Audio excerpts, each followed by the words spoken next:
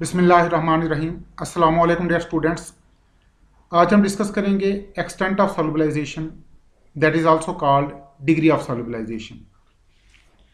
Number of moles of solubilizate dissolved per mole of micellized surfactant is called extent of solubilization और degree of solubilization. It is also called solubilizing power, यानी per मोल surfactant में कितने मोल सॉल्युबलाइजेट के dissolve हुए। ये extent of solubilization या degree of solubilization depend करता है कि सॉल्युबलाइजेट माइसल के अंदर कितना पेनिट्रेट करके गया है। जितना सॉल्युबलाइजेट माइसल के अंदर पेनिट्रेट करेगा उतना ही उसकी डिग्री ऑफ सॉल्युबलाइजेशन कम होगी, और जितना सॉल्युबलाइजेट सरफेस के करीब रहेगा उतना ही उसकी डिग्री ऑफ सॉल्युबलाइजेशन ज़्यादा होगी।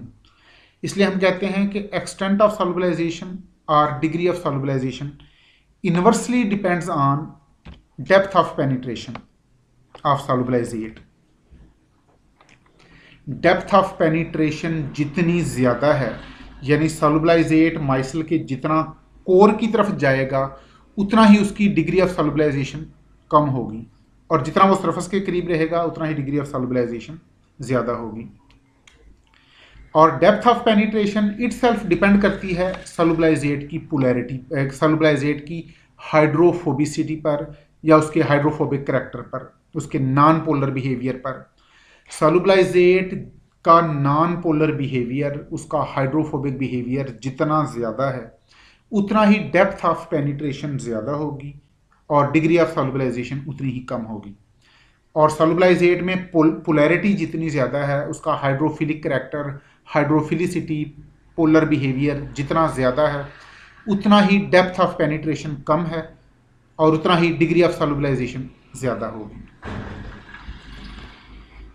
इसका मतलब है एक्सटेंट ऑफ सॉल्युबलाइजेशन और degree of solubilization inversely depends on hydrophobicity and directly depends on polarity. अब देखते हैं कि एक्सटेंट ऑफ सॉल्युबलाइजेशन या डिग्री ऑफ सॉल्युबलाइजेशन किन फैक्टर्स पर डिपेंड करती है।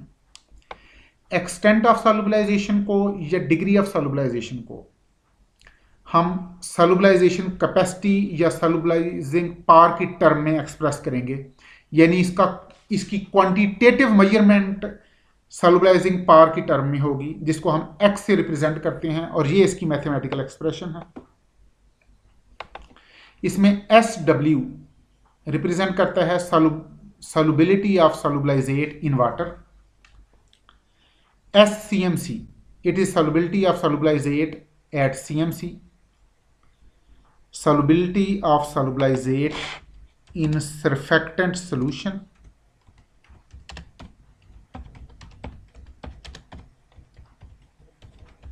at CMC. CS is concentration of surfactant, and CMC we are very famous with it, that is critical micelle concentration.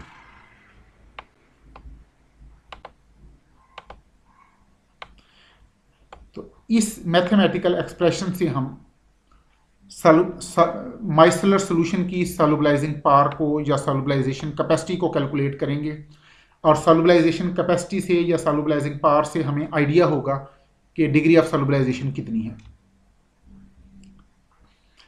Extent of solubilization या डिग्री ऑफ सॉल्युबलाइजेशन ये एक property है, और इस प्रॉपर्टी की क्वांटिटेटिव मेजरमेंट करते हैं हम सॉल्युबलाइजिंग पावर की टर्म में।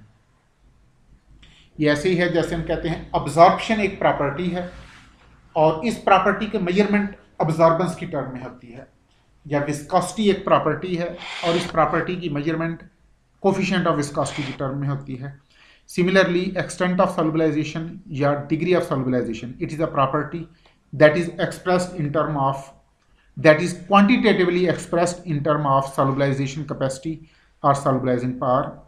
तो अब किसी जगह एक्सटेंट ऑफ सॉल्युबलाइजेशन लिखा हो या डिग्री ऑफ सॉल्युबलाइजेशन लिखा हो या सॉल्युबलाइजेशन कैपेसिटी लिखा हो या सॉल्युबलाइजिंग पावर लिखा हो, इसका मतलब एक ही है, इसलिए इसको सेम कलर से मैंने रिप्रेजेंट कर दिया है।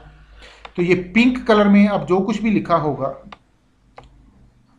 जो प्रॉपर्टी पिंक कलर में लिखी होगी, that will express extent of solubilization और सॉल्युबलाइजेशन कैपेसिटी और सॉल्युबलाइजिंग पावर एटसेट्रा।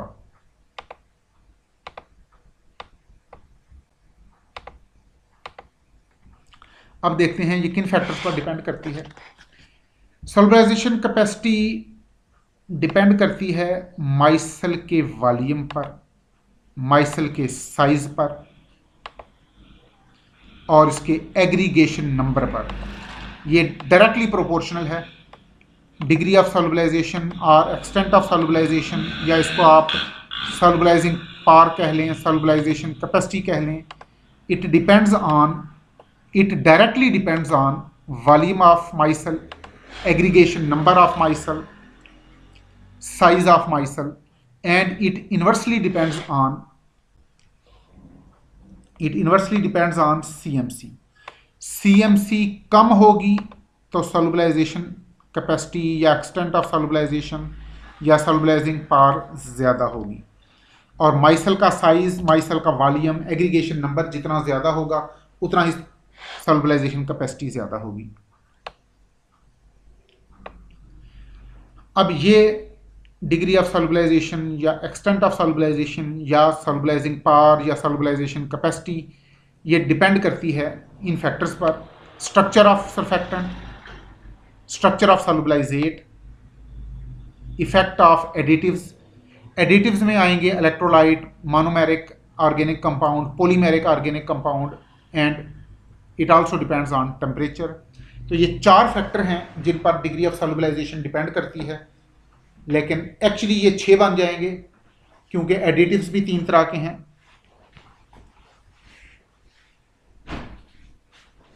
तो इन फैक्टर्स पर डिग्री ऑफ सॉल्युबलाइजेशन डिपेंड करती है।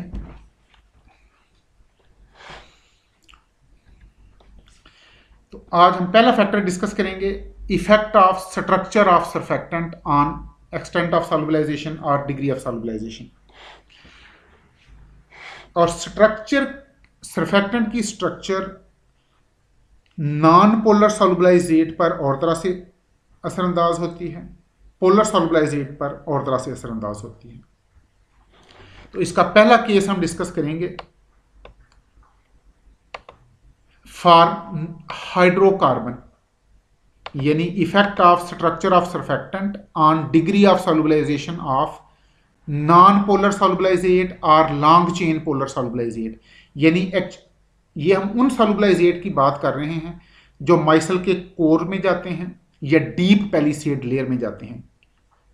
Effect of structure of surfactant on degree of solubilization of non polar और less polar compound, and these are the compound which are solubilized in deep palisade layer or in core of micelle। तो इन सॉल्युबलाइजेट के लिए, non polar या less polar सॉल्युबलाइजेट के लिए degree of सॉल्युबलाइजेशन directly depend करती है size of micelle पे। Micelle का साइज जितना ज़्यादा होगा उतना ही नॉन पोलर या लेस पोलर सॉल्युबलाइजेट की डिग्री ऑफ सॉल्युबलाइजेशन ज़्यादा होगी, और जो फैक्टर माइसल के साइज को बढ़ाएगा वो इन नॉन पोलर या लेस पोलर सॉल्युबलाइजेट की डिग्री ऑफ सॉल्युबलाइजेशन को भी इंक्रीज करेगा। अब देखते हैं माइसल का साइज किन फैक्टर पे डिपेंड करता है। माइसल का साइज डिपेंड करता है, डायरेक्टली डिपेंड करता है हाइड्रोफोबिक पार्ट की इफेक्टिव चेन लेंथ पर। Effective chain length of size of micelle is directly proportional to effective chain length of hydrophobic part of surfactant, and it directly depends on aggregation number of micelle. It directly depends on dissimilarity between surfactant and solvent। अगर solvent water है तो surfactant का hydrophobic behaviour जितना ज़्यादा होगा उतना ही dissimilarity ज़्यादा होगी सरफेक्टेंट और सॉल्वेंट में। तो ये 4 फैक्टर हैं जिन पर माइसल का साइज डायरेक्टली डिपेंड करता है। हाइड्रोफोबिक सरफेक्टेंट के हाइड्रोफोबिक पार्ट की इफेक्टिव चेन लेंथ ज़्यादा होगी, माइसल का साइज ज़्यादा होगा, डिग्री ऑफ सॉल्युबलाइजेशन ज़्यादा होगी। और एक्चुअली ये चारों फैक्टर इंटर रिलेटेड हैं, क्योंकि इफेक्टिव चेन लेंथ ज़्यादा होगी अगर सरफेक्टेंट की, तो एग्रीगेशन नंबर भी माइसल का ज़्यादा होगा, और जितना हाइड्रोफोबिक पार्ट की इफेक्टिव चेन लेंथ ज़्यादा होगी उतना ही हाइड्रोफोबिक करैक्टर भी सरफेक्टेंट का ज़्यादा होगा, और उतना ही सरफेक्टेंट और सॉल्वेंट में डिसिमिलैरिटी ज़्यादा होगी। और ये चार फैक्टर जितने ज़्यादा होंगे, जितना इन चार फैक्टर का मैग्नीट्यूड ज़्यादा होगा, उतना ही माइसल का साइज बड़ा होगा और उतना ही डिग्री ऑफ सॉल्युबलाइजेशन ज़्यादा होगी। अलबत्ता एक फैक्टर है जिस पर माइसल का साइज इन्वर्सली डिपेंड करता है, दैट इज CMC। अगर हम माइसल के साइज को इंक्रीज करना चाहते हैं तो सरफेक्टेंट की CMC मिनिमम होनी चाहिए, इफेक्टिव चेन लेंथ मैक्सिमम होनी चाहिए, और effective chain length hydrophobic part की अगर ज़्यादा होगी एग्रीगेशन नंबर ज़्यादा होगा, डिसिमिलैरिटी सरफेक्टेंट और सॉल्वेंट में ज़्यादा होगी, और यहाँ पर सॉल्वेंट से मुराद वाटर है, एक्वस मीडियम।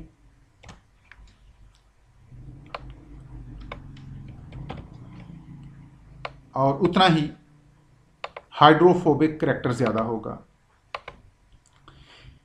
तो हमने कहा डिग्री ऑफ सॉल्युबलाइजेशन डायरेक्टली डिपेंड करती है साइज ऑफ माइसल पे, और साइज ऑफ माइसल इन चार फैक्टर पे डायरेक्टली डिपेंड करता है। इसका मतलब है डिग्री ऑफ सॉल्युबलाइजेशन भी इन्हीं चार फैक्टर पे डायरेक्टली डिपेंड करती है। डिग्री ऑफ सॉल्युबलाइजेशन और एक्सटेंट ऑफ सॉल्युबलाइजेशन डायरेक्टली डिपेंड करती है effective chain length of hydrophobic part of surfactant, it directly depends on aggregation number of surfactant. Degree of solubilization directly depends on dissimilarity between between surfactant and solvent, और यहाँ solvent से मुराद water.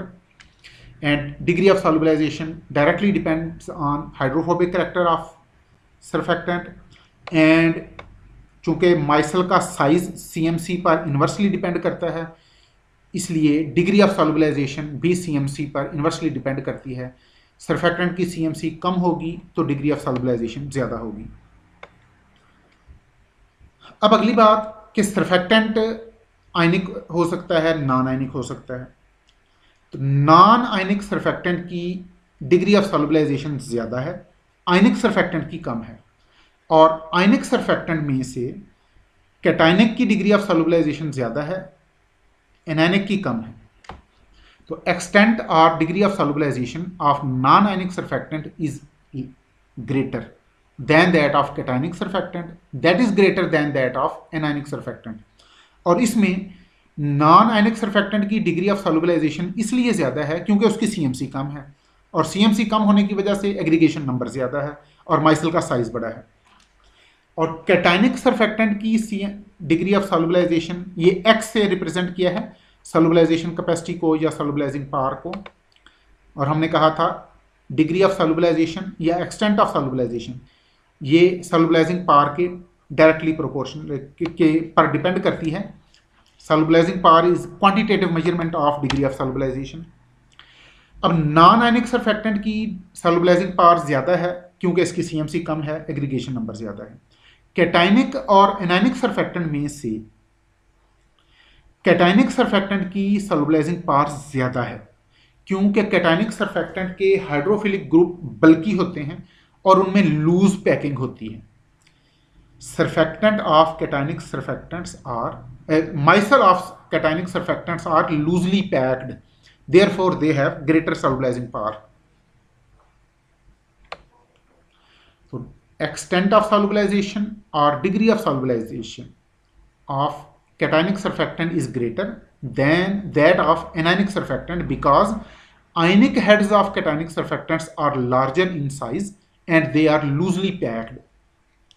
Similarly, bivalent metal alkyl sulfate का aggregation number ज़्यादा होता है than monovalent metal alkyl sulfate के, therefore bivalent metal alkyl sulfate की solubilizing power ज़्यादा है। यानी कैल्शियम डूडिसाइल सल्फेट का एग्रीगेशन नंबर और सॉल्युबलाइजिंग पावर ज़्यादा होगी देन सोडियम डूडिसाइल सल्फेट और potassium dodecyl sulfate. Similarly unsaturated soaps या अनसैचुरेटेड सरफेक्टेंट्स की सॉल्युबलाइजिंग पावर कम है देन सैचुरेटेड सरफेक्टेंट्स। यहाँ सोप से मुराद सरफेक्टेंट्स।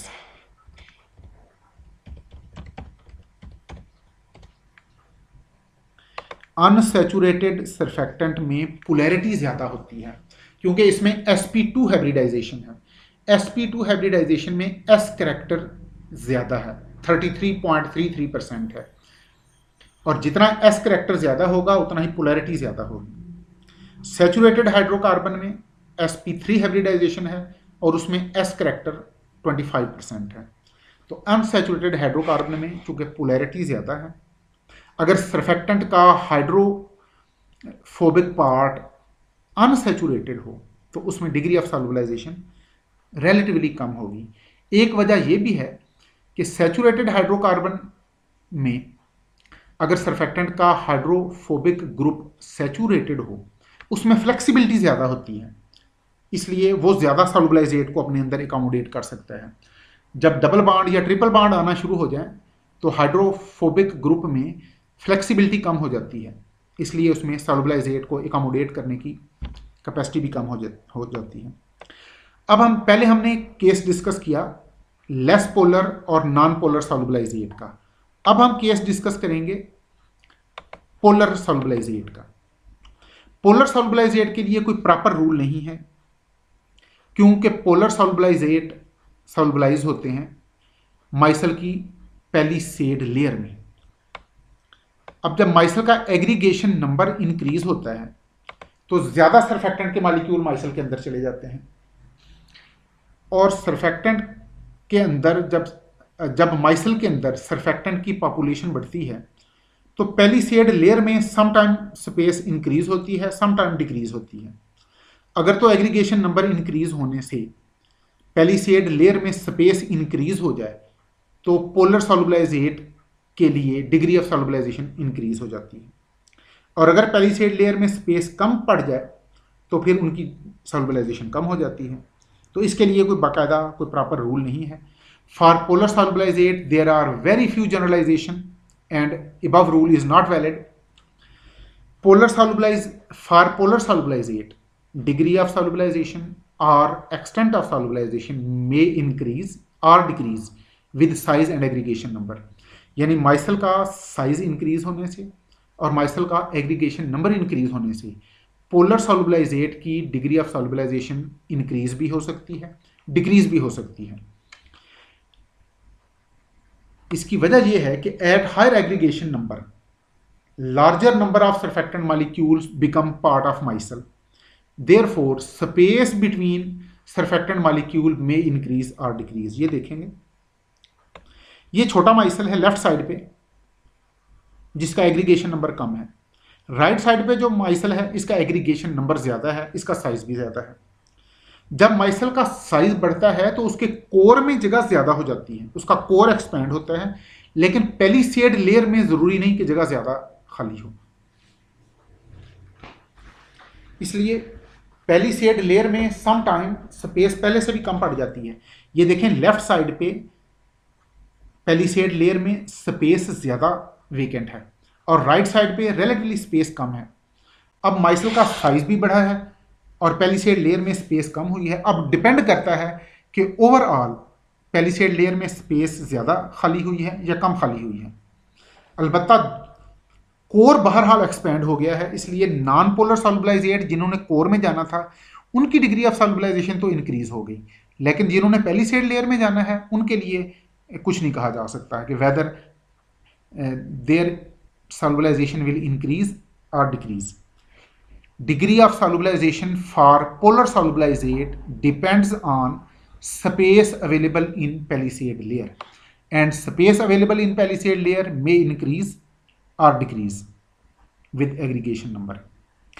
नेक्स्ट लेक्चर में हम इंशाल्लाह डिस्कस करेंगे कि यानी अभी हमने डिस्कस किया कि स्ट्रक्चर की सरफेक्टेंट की स्ट्रक्चर का डिग्री ऑफ सॉल्युबलाइजेशन पे क्या इफेक्ट है। नेक्स्ट हम देखेंगे कि सॉल्युबलाइजेट की स्ट्रक्चर का डिग्री ऑफ सॉल्युबलाइजेशन पे क्या असर होता है। Thank you very much. Allah हाफिज़।